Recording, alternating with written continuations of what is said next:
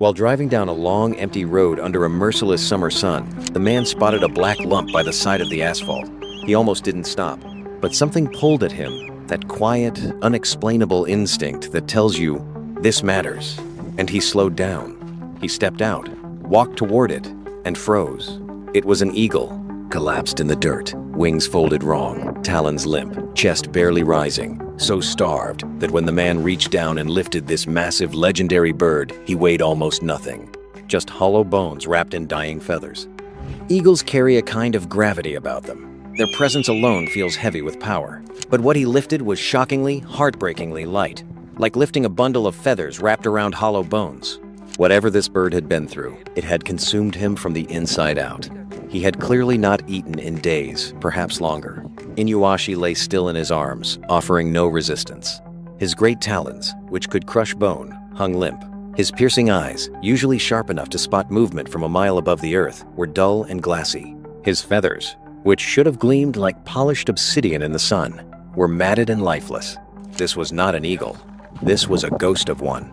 But the man didn't panic, because, as fate would have it, this was no ordinary passerby. He worked in wildlife rescue. He had seen animals on the brink before. He had pulled creatures back from impossible edges.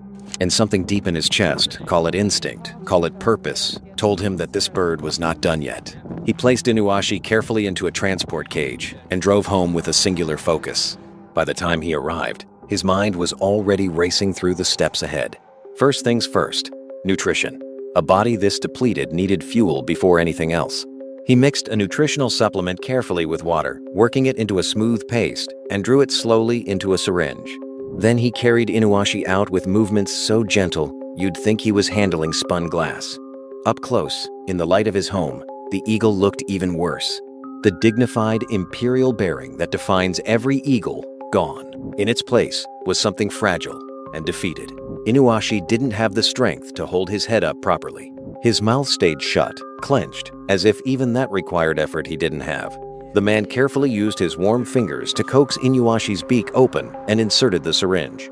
Slowly, he began to feed him, and that's when the struggle began. Inuashi resisted. Of course he did.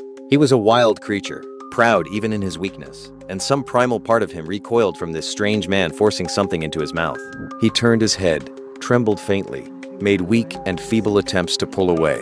But the man held on, gently, firmly, patiently. He spoke to the bird as he worked soft words, low and steady, the kind you'd use to calm a frightened child in the middle of the night. He didn't know if Inuashi could understand him. He didn't care. He spoke anyway, because silence felt wrong, because this bird needed to hear that someone was fighting for him. Slowly, the nutrient solution trickled in, and something remarkable happened. As the warmth of the liquid reached Inuashi's stomach, something shifted in those dull eyes. Inuashi's eyes filled with what looked unmistakably like tears. An eagle, weeping.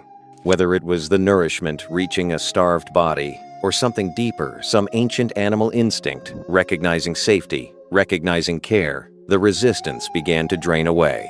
Inuashi stopped fighting. He simply allowed it. But the nutrient solution alone wasn't enough. The man knew that.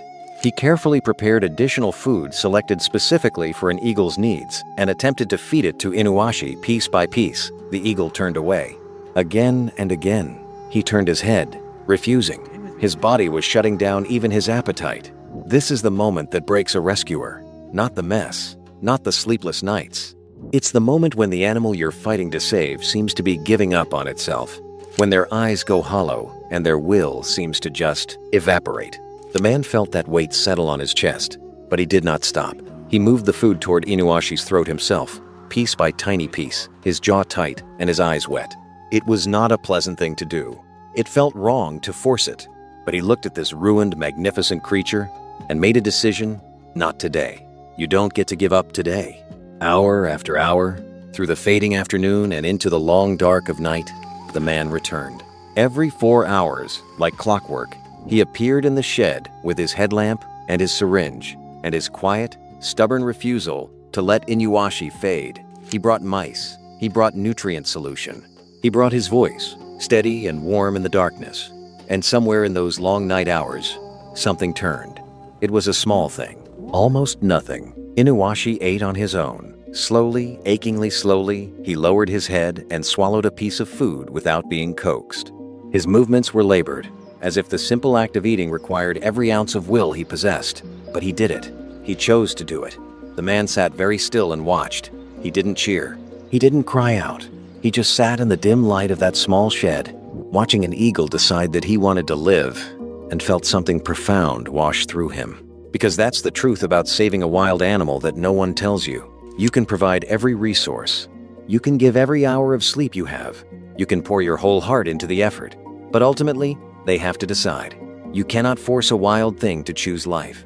You can only stand beside them in the darkness and wait and hope that your presence tips the balance. Inuashi had tipped. And day by day, the transformation was nothing short of extraordinary. The eyes came back first. Those sharp, fierce, searching eyes that had been so dim and distant, they began to glow again. Slowly, like embers being coaxed back to life. Then came the posture, the slight straightening of the spine, the way he began to hold his head with just a trace of that old imperial dignity. Then came the bond. Whenever the man entered the shed, Inuashi would step quietly onto his arm and stand there, gazing up at him with those luminous eyes. He began to make sounds soft, low calls that had nothing of the wild screech of a hunting eagle. These were something else entirely, something that felt impossibly like conversation. He would press the side of his great head gently against the man's face and stay there, breathing slowly. This bird, built to soar alone above the world, needing nothing, and no one had chosen to need this man. He trusted him completely, relied on him, reached toward him. Weeks passed. Inuashi grew stronger. His wings, which had hung limp and useless, began to flex and stretch. He tested them first cautiously, then with growing confidence, though they still trembled at the edges and he had not yet found his air. The man pampered him through every uncertain moment and kept his promise. He would care for him completely until Inuashi was truly ready. And then that day arrived. The man carried Inuashi back to the mountain road where he'd first found him, back to the world that had always been his.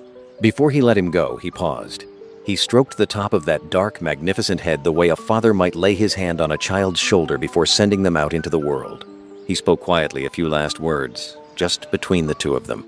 Then he opened his arm and offered Inuashi the sky. He expected the eagle to simply go, to feel that freedom, and launch a dark streak rising into the blue and vanishing without a backward glance. That would have been right. That would have been enough. But Inuashi surprised him. He rose into the air, and then he circled. Wide, slow, sweeping circles, directly above the man's head. His wings, now fully healed and powerful and breathtaking, carved through the warm air in long, graceful arcs. He did not leave. For a long, suspended moment, he simply flew above the man who had saved him, as if he needed to say something that words could never carry. The man stood on that empty road and watched, and the emotion that moved through him was the kind that has no name. It was grief and joy and love and pride, all at once. It was the peculiar ache of watching something you helped build become what it was always meant to be.